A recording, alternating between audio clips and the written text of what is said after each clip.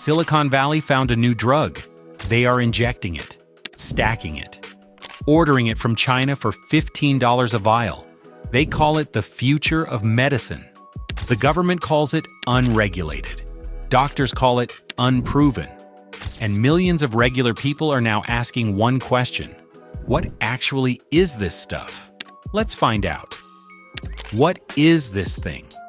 Peptides are short chains of amino acids. Your body already makes them. Insulin is a peptide. Oxytocin is a peptide. But scientists can now build synthetic versions, engineered to hit one exact target inside your body. Normal drugs flood your system. Peptides go directly to the problem. That is the difference. How Silicon Valley found them. This did not start in a hospital. It started in bodybuilding gyms, CrossFit boxes, the underground fitness communities where people were already pushing their biology past normal limits. Competitive bodybuilders were first, then biohackers. Then the tech crowd picked it up. Suddenly, everyone had a Chinese peptide dealer. That is not a metaphor. That is literally what happened.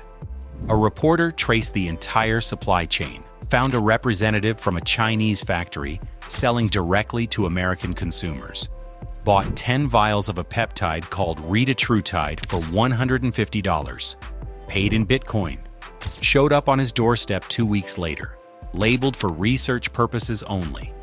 That is the supply chain powering the fastest growing drug trend in America right now.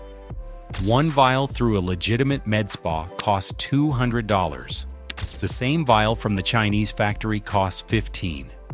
Billions of dollars are being made flipping this stuff to American consumers every single month. What are they actually taking? Here is the list that Silicon Valley is obsessing over. BPC-157, the Wolverine drug, heals tendons, ligaments, and muscle tissue faster than normal, grows brand new blood vessels directly to the injury site. Athletes inject it straight into the injury location.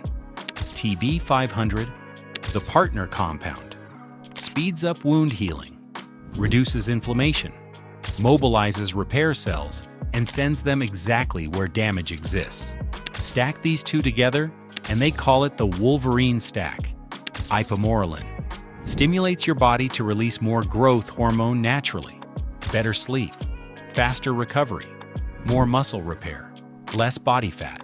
CJC-1295 works alongside ipamorelin, keeps growth hormone elevated for days after one single dose. Published clinical data backs this one up. GHKCU, the copper peptide. Purple color, looks like a video game item. Popular with women for skin, hair, and nails. 1 month cycle maximum. Copper toxicity is real. Retatrutide.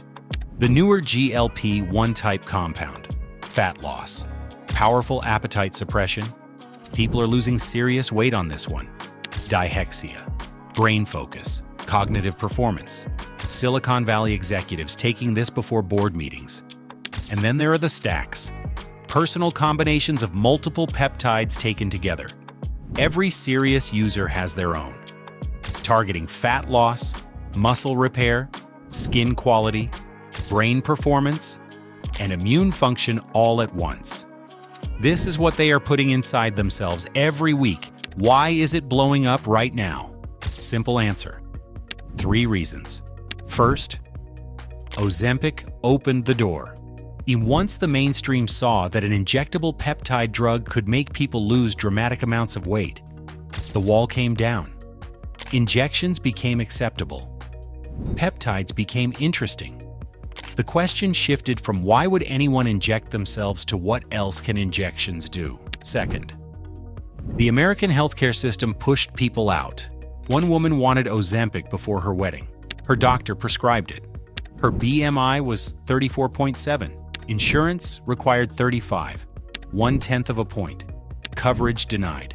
Cost was $1,000 a month. She called a friend instead. The friend contacted labs in China, built a supply chain himself, started distributing to people who could not access or afford the regulated version. That story is happening everywhere, right now, at scale. Third, trust in traditional medicine is collapsing. People are tired of being handed a prescription and sent home. They want answers, real ones. Solutions built around their exact biology, targeted, precise, personal. Peptides promise exactly that. And when the alternative is a $15 vial from a Discord server versus waiting 6 months for a doctor appointment, the choice becomes obvious for a lot of people. That is why it is exploding. Not because people are reckless, because the system failed them first. What does the science actually say? Here is the honest answer. For GLP-1 compounds like Ozempic and Wegovy, the science is solid. Decades of clinical trials, FDA approved, clear evidence of effectiveness and safety profile. For everything else, the answers are still being found. BPC 157 has strong animal study data. Rats and mice showing consistent healing results. Human clinical trials are limited. The biological mechanism makes complete sense, but rigorous human data is still being built.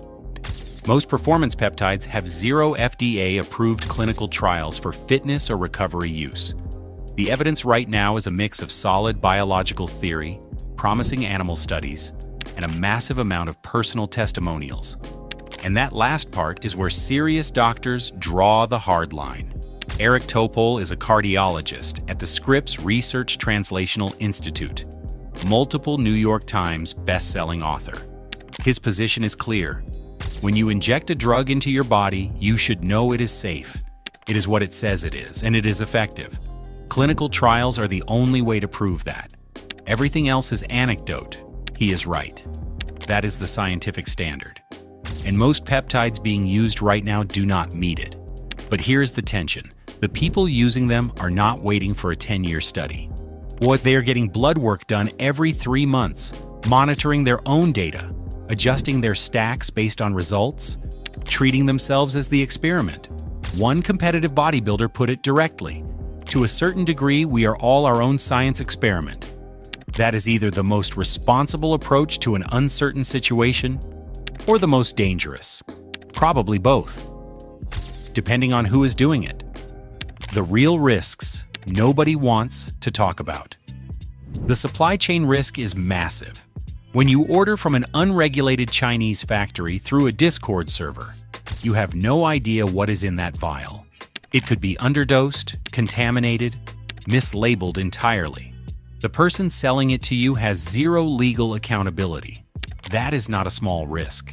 That is injecting an unknown substance into your bloodstream based on the word of a Discord moderator. The antibody problem is real. Stay on peptides too long and your body builds antibodies against them. They stop working completely.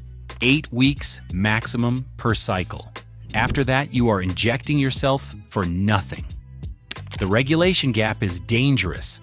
The FDA has flagged multiple peptides as potentially harmful. Social media influencers refer to them as peppers to bypass content filters. Research purposes only is the label that means nothing legally and everything practically. And then there is the cost confirmation bias. When you spend $200 on a single injection every month, you are going to feel like it is working. The human brain is extraordinarily good at finding evidence for what it already paid for. Placebo effects on expensive injections are powerful and well documented. Is this the future or a mistake? Honest answer: probably both. The trillion-dollar projection is serious. The mechanism is real. The specificity of peptides over traditional drugs is a genuine scientific advantage. Over 170 compounds are in active clinical development right now. The pipeline is enormous. But right now, the gap between what the science supports and what people are actually injecting from Chinese supply chains is dangerously wide. One startup founder called this Pharma 2.0 and the next generation of medicine. He believes peptides will become mainstream the same way cars became mainstream. First, one crazy guy tries it, then everyone does. The cardiologist sees the same history and draws a different lesson. The first guy to give babies opium also thought he was ahead of his time. Both of them are looking at the same moment, reaching opposite conclusions. And that tension is exactly where peptides sit right now. Promising, unproven, available, unregulated. Potentially life-changing, potentially dangerous. The future of medicine or the next big mistake. Nobody knows yet. Peptides are real. The risks are real. The hype is real too. Do your research, know your source, know your body, and never let a Discord server be your doctor.